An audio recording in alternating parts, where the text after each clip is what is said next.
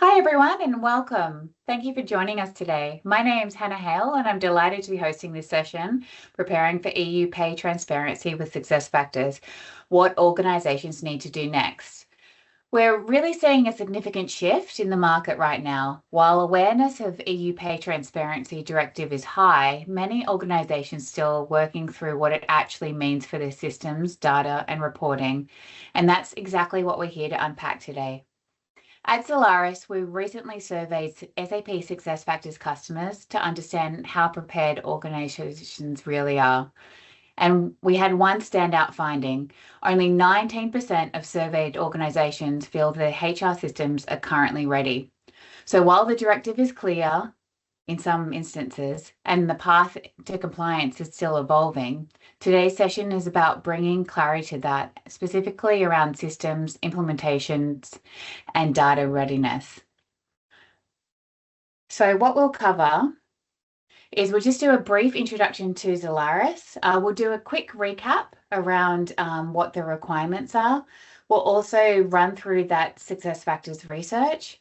And then we'll go through the native functionalities to support the requirements and then go through the reporting options and guidance around that. We'll still have some time at the end for some questions and answers. So if you have any questions, please put them in as we progress. There's a chat functionality or a direct message, and we'll get to them at the end. And then with that, I'll hand over to our expert panel of speakers. We've got Tiamo Rupian, who is the VP of Account Management at Zalaris, as well as Christoph and Eduardo, who are senior consultants and experts in SuccessFactors. So with that, I'll hand over to you, Tiamo, to kick us off today. Thank you, Hannah. Hello, everybody, and also welcome from my side. We will have a few short words about the Zalaris and also what we do as a company. We are specializing in HR domain, HR consulting, payroll, time management, talent management, workforce analytics and planning. We have been doing this for the last 25 years. We are headquartered in Norway, but we are operating globally, and we have close to 400 clients today. We have been growing and also at the moment our consulting base covers close to 350 consultants. We have more than 400 active SuccessFactors certifications, and we are operating physically in 19 locations. Our services include strategic advisory, transformation and implementation, and also after we go live with the systems, we provide application support and also optimizing the processes and services while the customer already is alive with the solution. We are SAP Gold Partner and also now heavily focusing on SAP SuccessFactors implementations.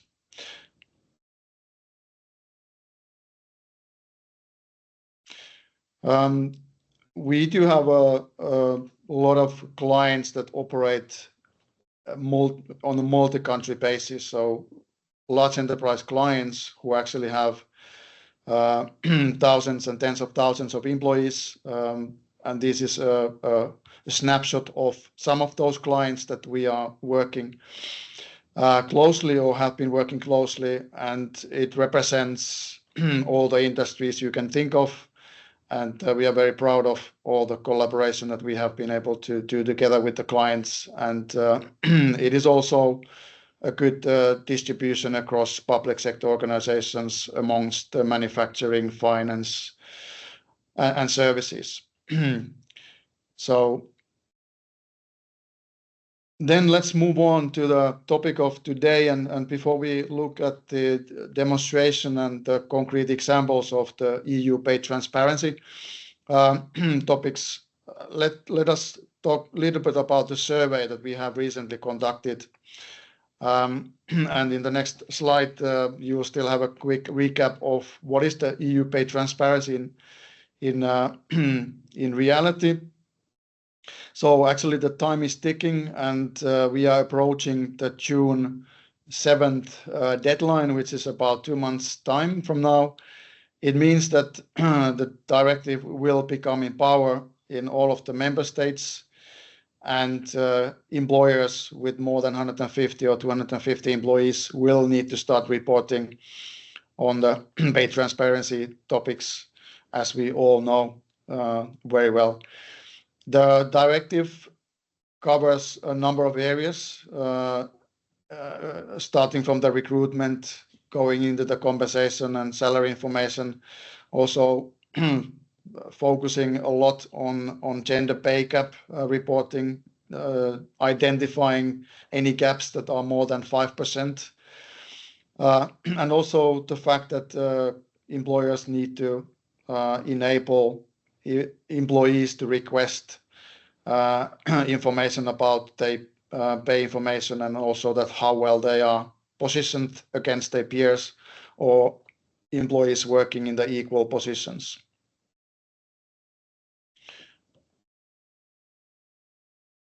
I will not go into the detail of every single point in this slide. This is just a bit more details about each and every pillar, that area I just explained.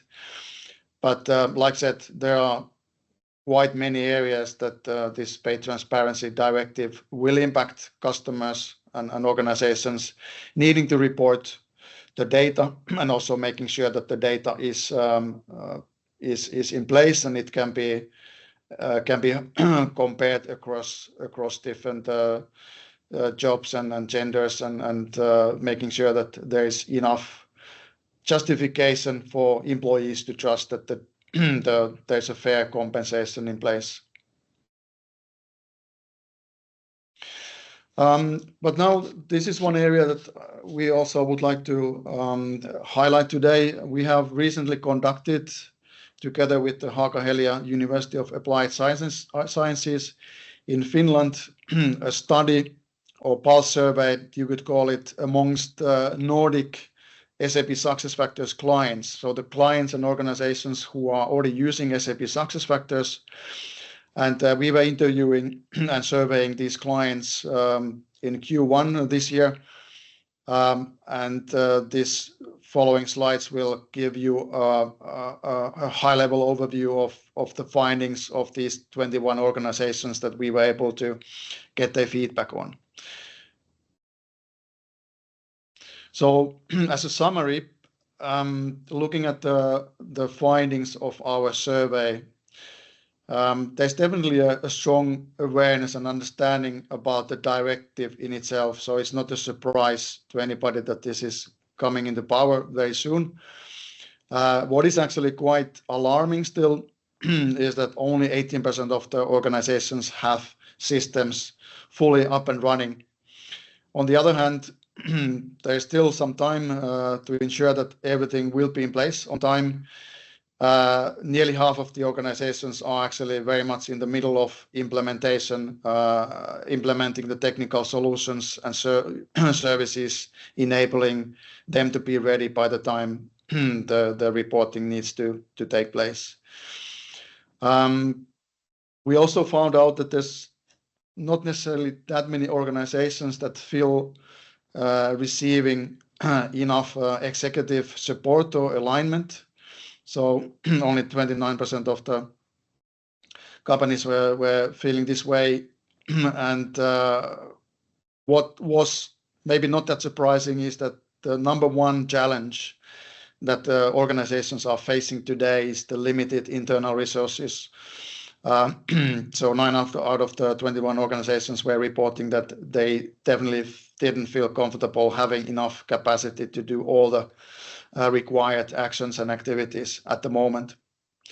But like I said, there is definitely a lot of going on in the organizations, and despite the fact that the systems are not necessarily fully in place, the feeling and the feedback from the clients and organizations at the moment is that they are definitely aiming to reach the deadline and being able to also meet up with the directive expectations.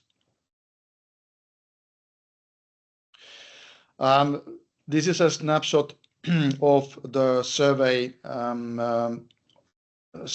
group or the organizations profiles of the people that we were interviewing and collecting the feedback. We have a pretty good coverage across multiple industries, and also the size of the organizations is normally big, so they have tens of thousands of employees or thousands of employees. The biggest organization we interviewed has more than 100,000 employees globally, but and also most of the organizations that we were interviewing or discussing had multiple countries represented in their business, and therefore they also need to be responsible covering a number of countries in the pay transparency reporting. The seniority levels also were mainly manager team level or team lead level people, but the key people that we were interviewing had very much, of course, compensation, salary responsibility backgrounds, making sure that they were primarily responsible also implementing the solution and being responsible for the reporting in their organizations.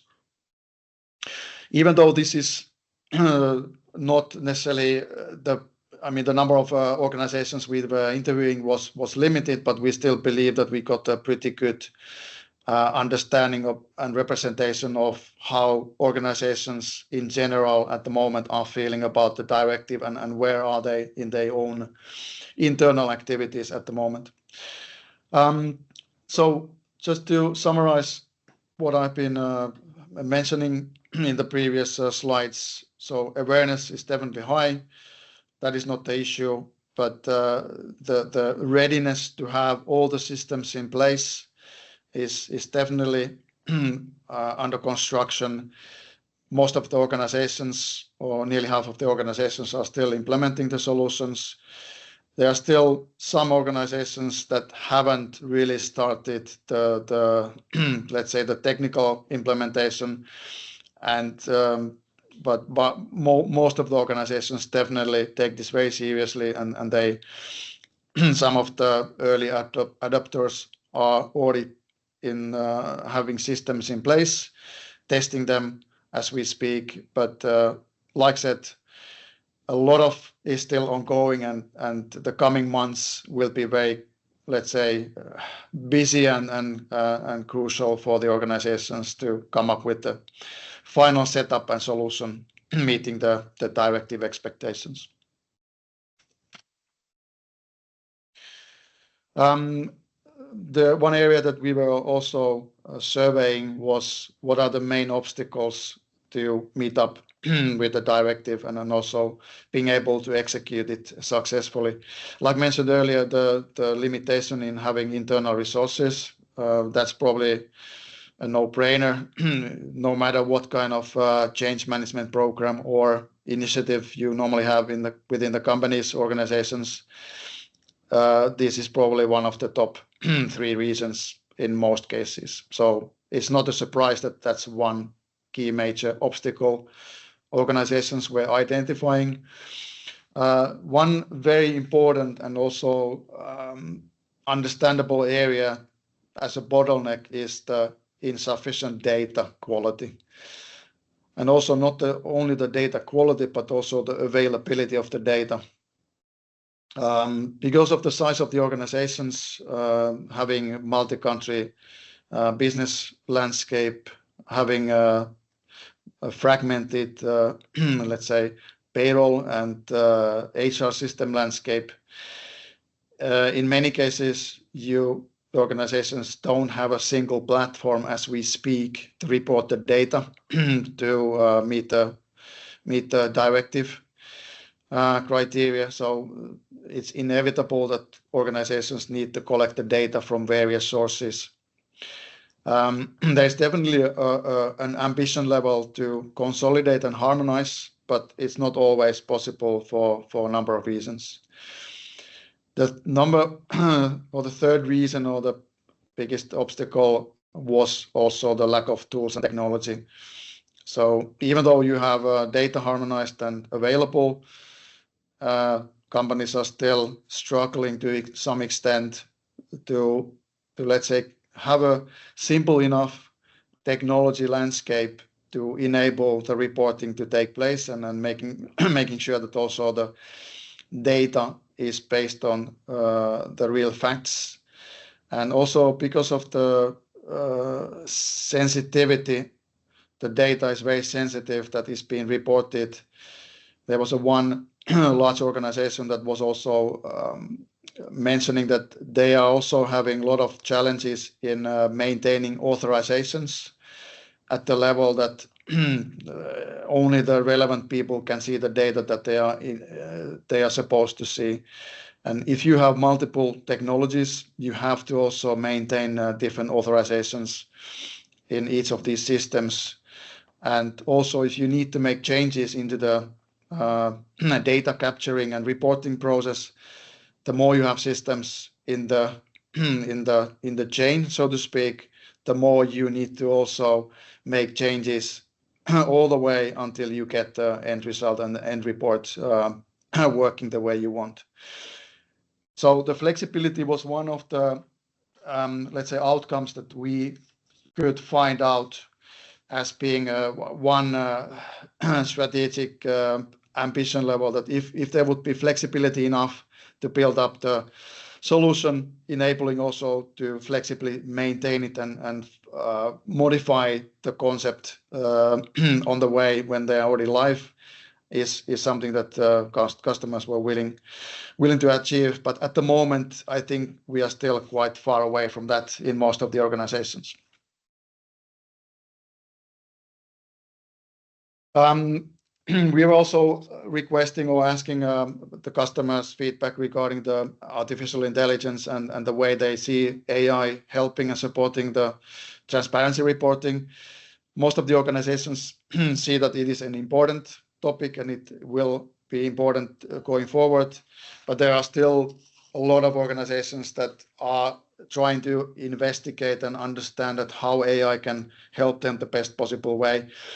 So most likely in the future, the AI role will become more important, but at the moment it is still, let's say nice to have, or not necessarily the highest priority. So the foundation is something that the customers are focusing to build first, and then this is coming after the foundation has been achieved.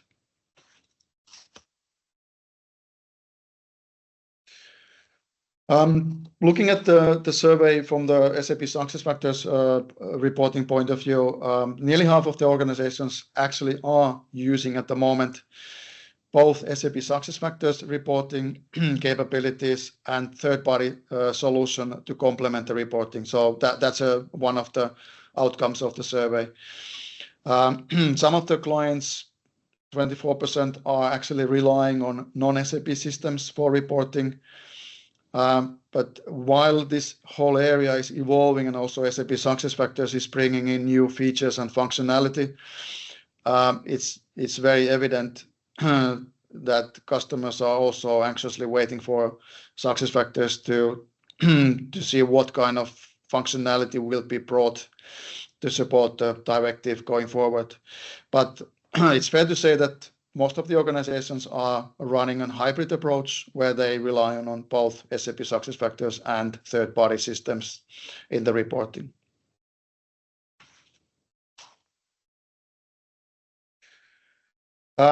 Key takeaways. So what we see after survey is that there's an intent is strong. Customers want to move ahead. They are taking this very, very seriously. The technical readiness remains still a bottleneck. So that's an area that companies are still struggling.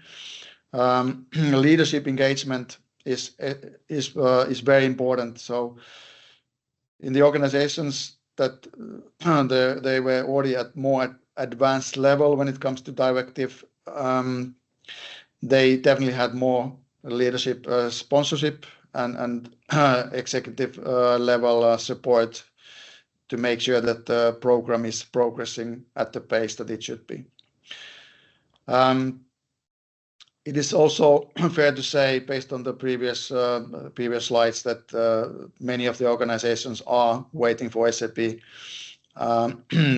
technology evolving and supporting them even better so that they could most likely simplify the current landscape and rely more on SAP SuccessFactors to bridge the gaps that there currently can be.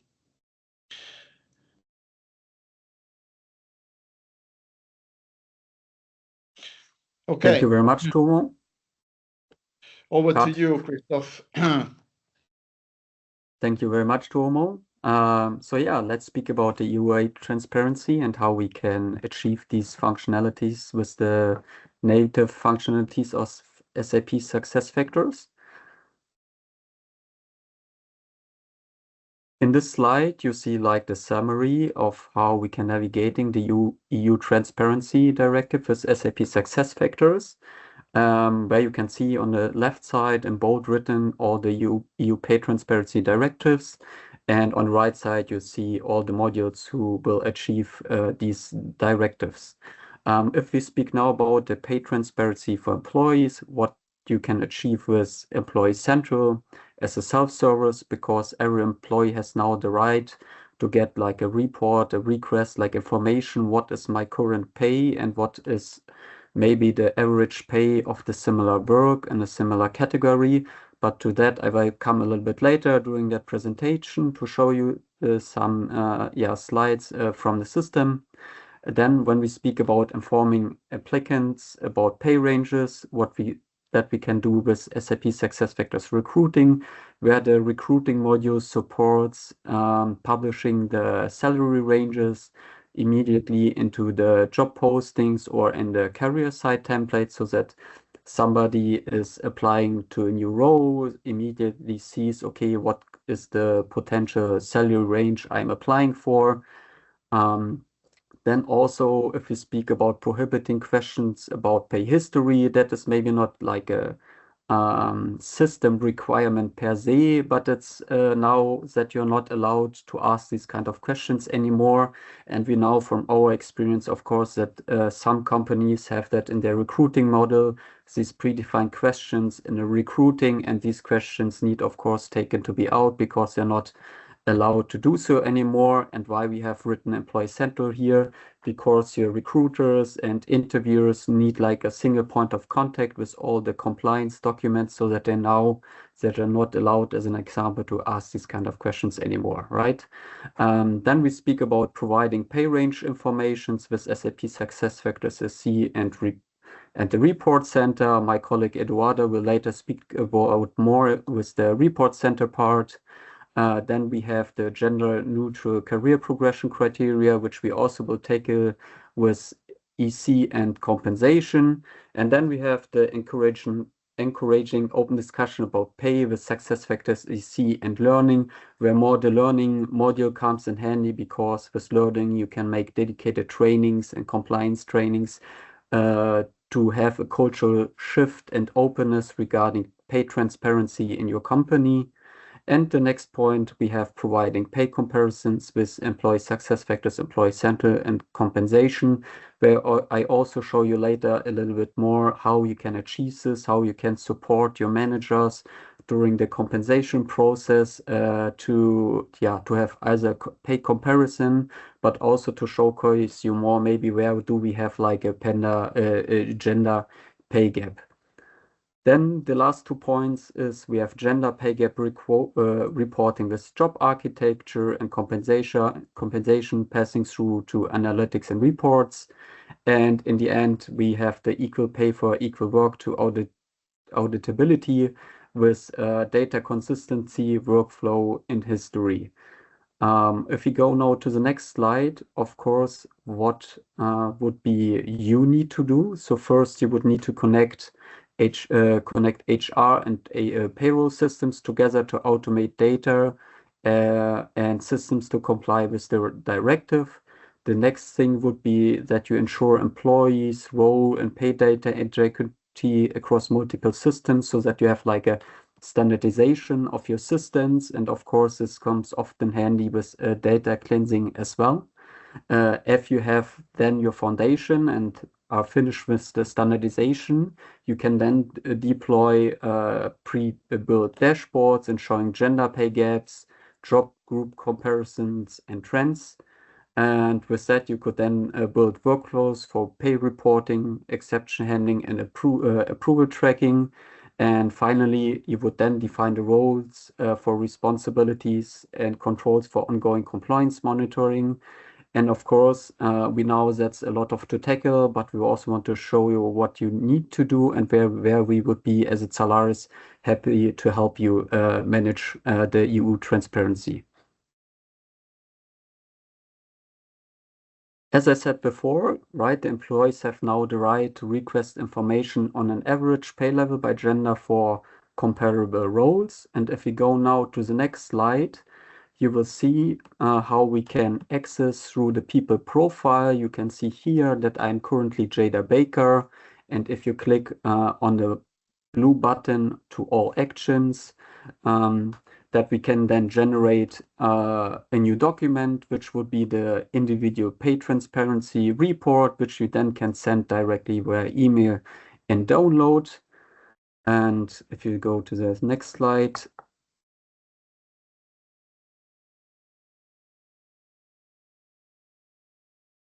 you can see how this report is looking like. So in this, we have kind of 4 sections. The first section is regarding your employee information, which it shows like your full name, title, organization, legal entity, maybe the country. So it really depends on you. This is just an example how it can look like. For the section 2, we have here the employee pay information, where it's more about what you earn currently, right? So what is your base salary annually?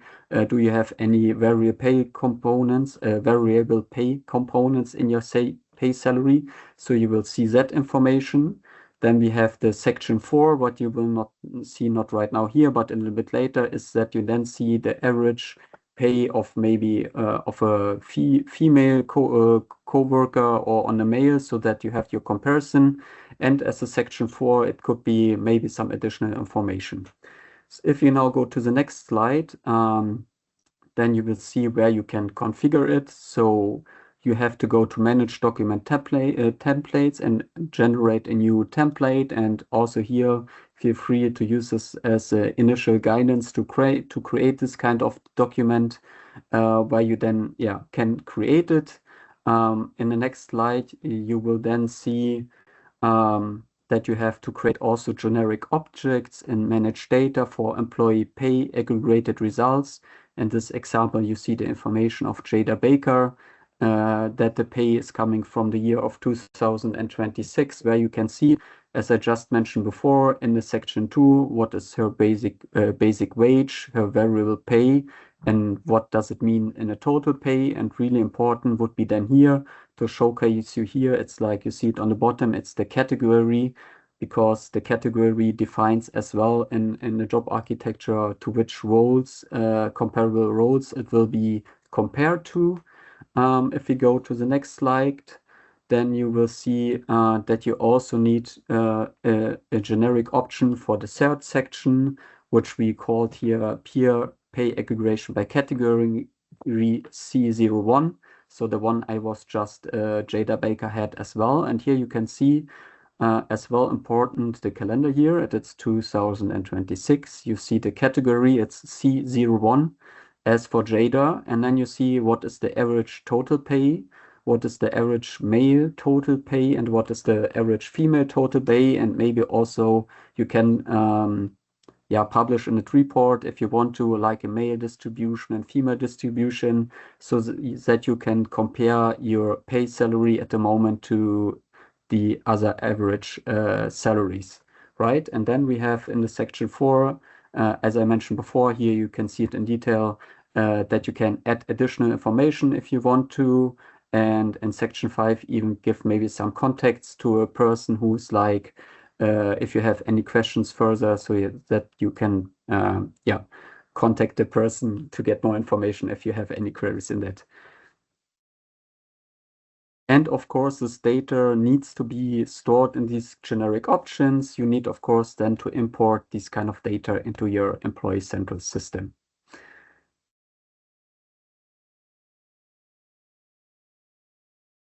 If we can, yes, and as I said, for the candidate pay transparency, you will see now of course, as I said, you need to showcase what would be the salary range of the role I'm applying for. And this, of course, is working as well for the actual SuccessFactors recruiting, as it will be working for if you're transitioning to smart recruiters or if you are now start to implement smart recruiters, that this one will be also be working in a smart recruiter space. So don't worry as that. Doesn't matter, old world, new world, you have it covered in both. And in the next slide, as I said, we are now speaking about the compensation part, where I also have like an example for you. If we are now looking on the screenshot here on the left side, for everybody who never saw maybe compensation, you see employee information narrowed down now to the gender. Then we see like the current pay information of that person. Then in the greenish part, we see where the merit increase is done. And on the right side, you can have like an extra section for pay equity and adjustment. And if we look at the first person, you can say, let's call it's also Jada Baker. She has currently a salary of $75,000, euros, whatever you have in your company. And then you see that the average male FTE is 95,000. You then can have a logic behind it that it says, hey, you have a gender pay gap of $18,500 in here. You can even calculate it to percentage-wise. And then in the end, on the complete right, it can even say, hey, please review your merit increase because you have like a really huge gender pay gap here and you need to reduce it.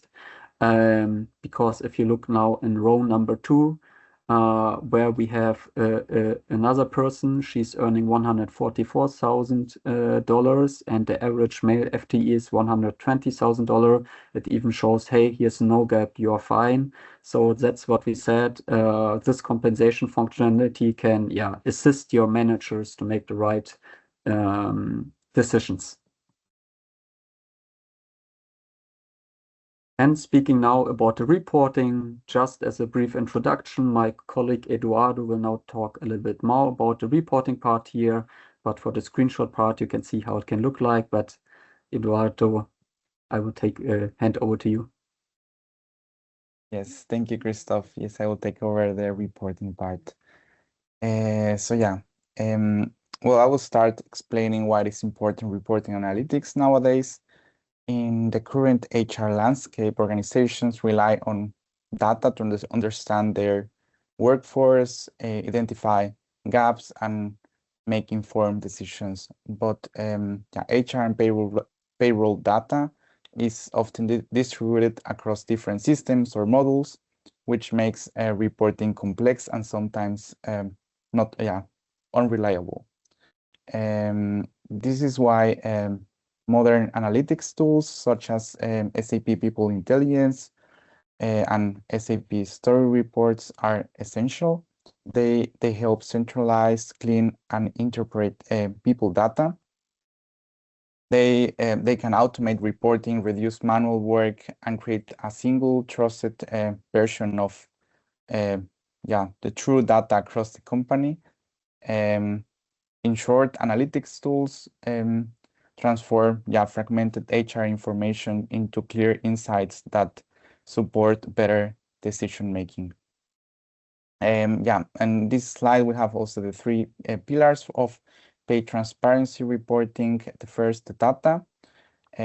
Organizations need complete and centralized data on total remuneration. This data must also be gender disgregated to enable accurate pay gap reporting. Then we have structures. A consistent job architecture is critical. This includes job families, job levels, and objective evaluation criteria. Only with the structure framework can companies justify equal pay for equal work. Then the last one is systems. Systems like SAP People Intelligence and Story Reports automate the process. They consolidate the data, detect pay gaps in real time, and enable scalable reporting. This is essentially important when organizations need to respond quickly to internal or regulatory information requests. And then in the next slide, we have some challenges that we have encountered with in our experience before implementing or improving pay transparency reporting. Organizations typically face several challenges. We have here 10 challenges. The first one is this data integration accuracy. HR and payroll data may be inconsistent or spread across different systems, and companies need a unified data source. Job evaluation and equal work frameworks. Many organizations still need to redesign or formalize job structures and evaluation criteria. Well, the third one, technology and reporting tools. Manual processes don't scale. Automated analytics platforms are required for this. Legal and compliance risk, very important. 5% unjustified pay gap can trigger a joint pay assessment. So reporting must be defensible and audit ready. Another point that some of you or companies will face is this cross-country complexity. Multinationals must deal with multiple templates versions and different country requirements. Cultural and communication challenges, also a challenge sometimes. Publishing pay ranges can create some misunderstanding, so transparent messaging is key in this point. Change management resistance. Managers may resist losing discretion over pay decisions. And then reputational and talent. I skipped the budget and resources. Implementing new systems and audits, of course, requires investment. And then, reputational and talent risk. Public reporting reveals inequities that can impact employer branding. And then the last one is ongoing governance. This is not a one-off project. Organization must establish continuous monitoring and governance processes. It is important to take into account all these potential challenges so that in the end you can select the right analytic tool. And then in the next slide, we have how can we select the right reporting solution? Well, it depends on what is the goal and where's your data. So here we have 3 reporting and insights options. So the first one is SAP SuccessFactors report stories. These are operational reporting tools, and they provide standard and customized reports, real-time reporting, regulatory and audit ready outputs, direct use the data from Employee Central, so from SuccessFactors, and they are ideal for day-to-day reporting and compliant tasks. Then we have the SAP People Intelligence. This is an advanced analytics tool. It provides deeper insight across pay trends and workforce metrics, and has a cross-dimensional analysis and enhance decisions making through advanced analytic capabilities. And this tool is ideal for strategic analytic and not just compliance. It's an advanced tool. And then the third one is the third-party reporting tools. They are used when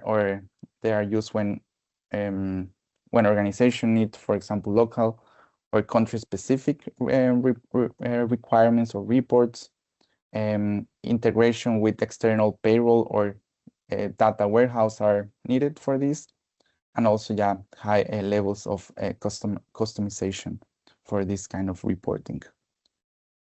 And then we have the foundation, the HR and payroll data. We have SuccessFactors Employee Central, which serves as a core HR data, and it holds all employee job and pay data in the system and consistent and auditable format.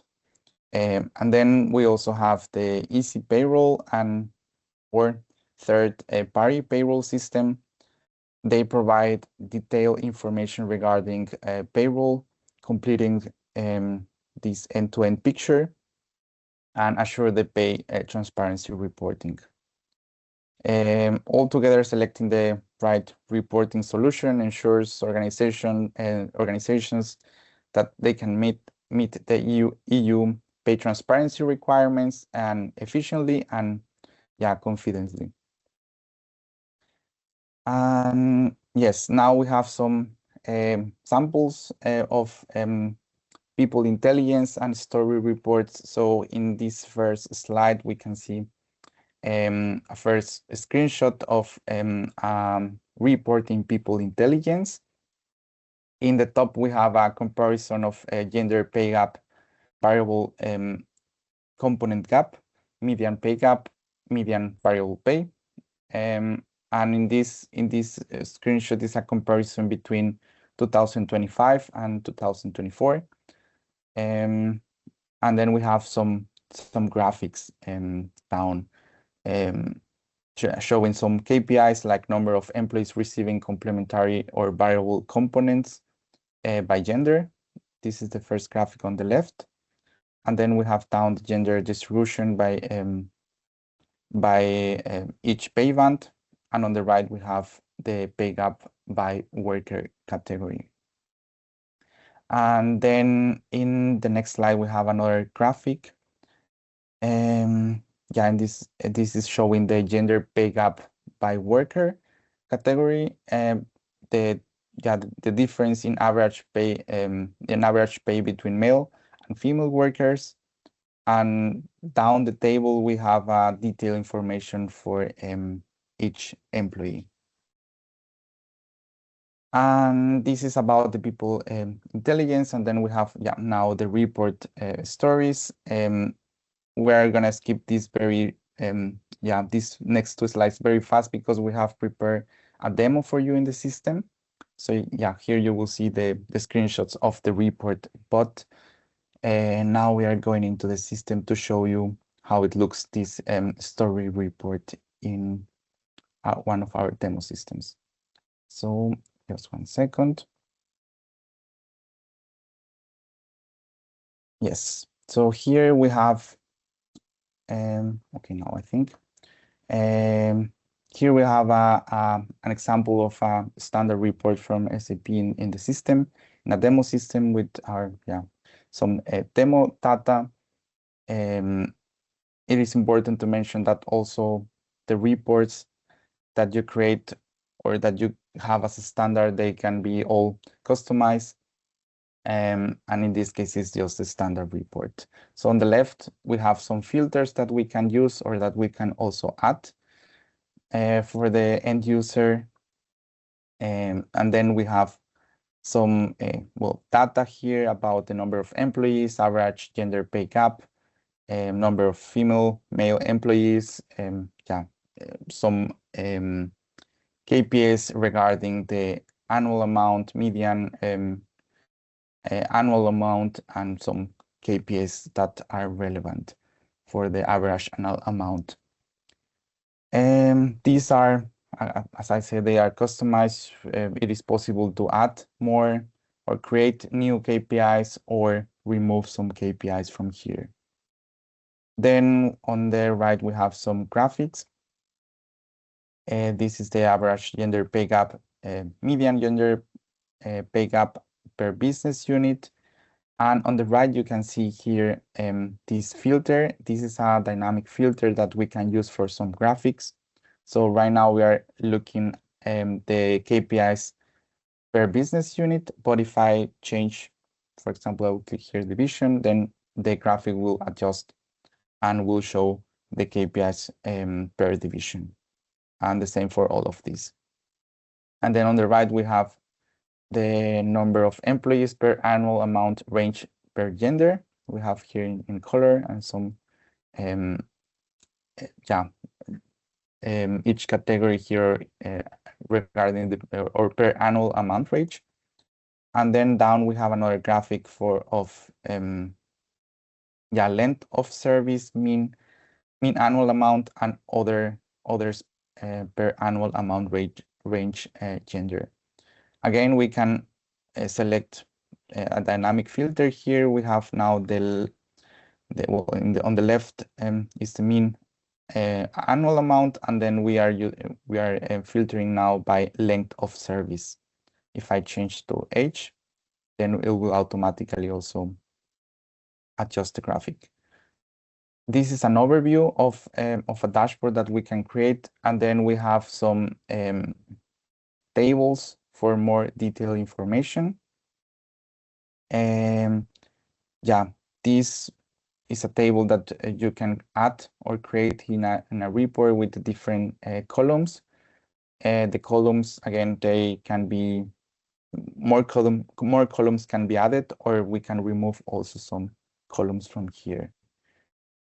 And then we have another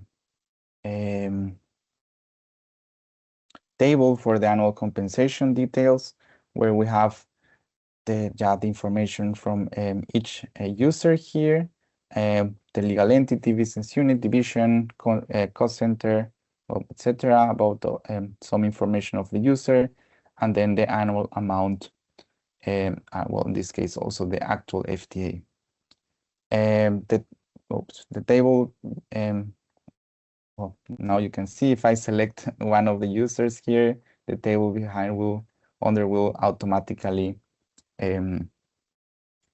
show the person or the user that we select here with some specific data. In this case, is just, well, the annual amount. So I hope this demo will help you to understand a bit more how it works, this report, and then we can go back to the presentation.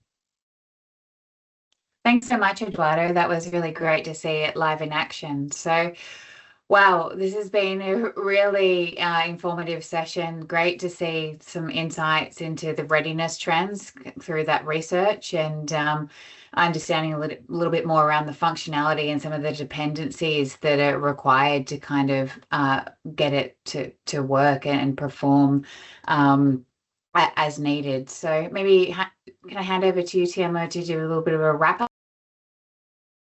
Potentially, what are the next steps that people can take away from today's session? Yeah, thank you, Hannah. Yeah, starting to summarize the webinar contents, this is also a very big topic with a lot of aspects and dimensions. But if we categorize the two major aspects, we talk about, of course, the organizational readiness, possibility to adapt to change and being ready for from the cultural organizational point of view. And we have highlighted, let's say, the key considerations, 5 key ones that we believe that will be very important to have in place, and also spend enough time before rushing into the technology and the system world, because they will definitely impact the possibility to implement anything. So the legal compliance risk, we know how important it is. It's a no-brainer. It has to be in place, and then you need to spend enough time and have relevant expertise making it happen. Let's say the amount of communication and also involving the whole organization, employees, managers, executives, making the transparent communication is very important. In any big change or initiative, it is absolutely important to have a top management support, sponsoring and supporting the whole initiative all the way till the end. There's of course always some budgetary resource related constraints. We saw earlier in the presentation that number one challenge customers were facing were the internal resourcing. So it's also the fact that in order to make this a success, you need to have a number of external advisors, resources to support the organization. And what is also very important to highlight is that there are organizations that will do the pay transparency despite the fact that it is now mandatory by the EU directive, but for most advanced organizations, it is actually what they want to achieve anyways. Having a transparent pay policies and also being able to make sure that they are paying equally to all employees, no matter what gender or if they are in different positions, that there's a transparency and company will use it also as a competitive edge going forward. So one example was that one large organization was actually building the pay transparency reporting globally. So it wasn't restricted only within the EU, but they saw this as an important initiative to have it globally available and also supporting all the countries that they were operating, which is definitely the right way to do this. From the technology side, we know that the data is the key.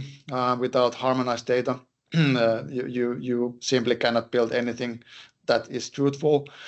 You need to spend enough time making sure that the data is consistent, harmonized. You also have the job families, pay grades in place in order to have the right structure for the data. Only after that, you really can start deploying and implementing the technologies like SAP SuccessFactors tools. What makes this, of course, more challenging is that when you start to talk about multi-country, cross-country setup, making sure that you can, hopefully in a single platform or within a simplified landscape, being able to capture the key data for all the countries that you are operating and being able to maintain it in a cost-effective way, which leaves us also to the last, let's say, technology readiness consideration, which is the ongoing governance and monitoring. Nobody knows whether there will be a lot of changes going forward into the directive. We, of course, hope that this is now the foundation is there, but we could expect that there will be some impact, some changes coming on the way, and then you need to really have a good governance model and also flexibility to make sure that you keep up with the potential changes that this directive will force you to do in the future. But having the balance between the technology and also on making sure that your organization is ready to start the journey, that's what we want to highlight as a key takeaway from this webinar.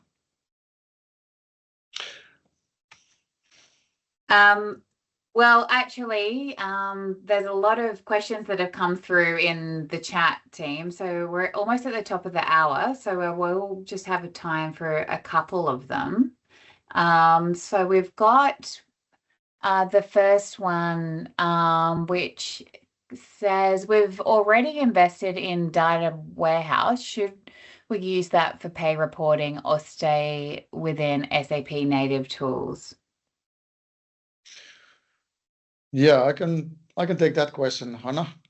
So it is actually quite a typical scenario in many of the organizations that they already have a data warehouse in place and they want to utilize it as much as they can. One reason is that they also want to combine HR data with business data and finance data so that they can also utilize the data for many other purposes than only the EU pay transparency reporting.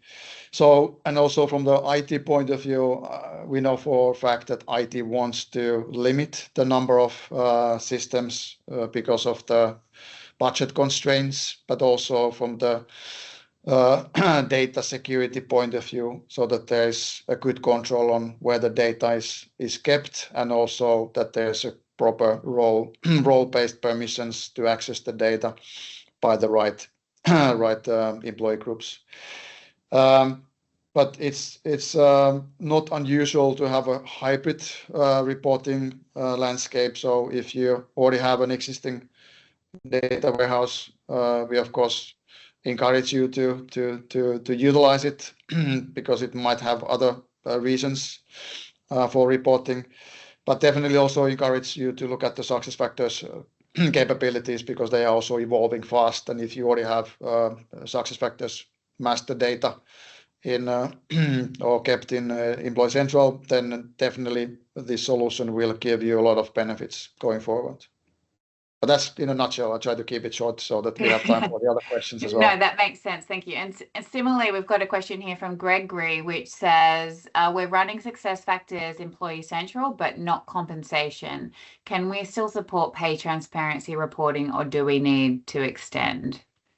Maybe that's one for you, Christoph.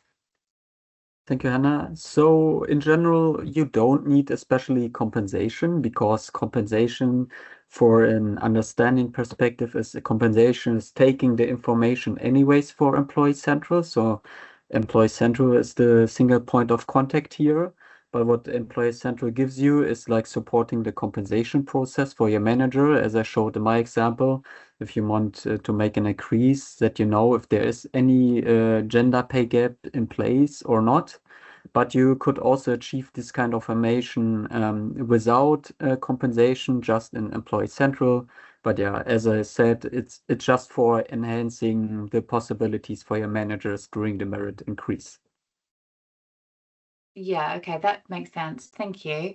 And so we have time for one more. So we're using people analytics stories today. Is that enough, or should we be planning for SAP Business Data Cloud? That's probably one for you, Eduardo.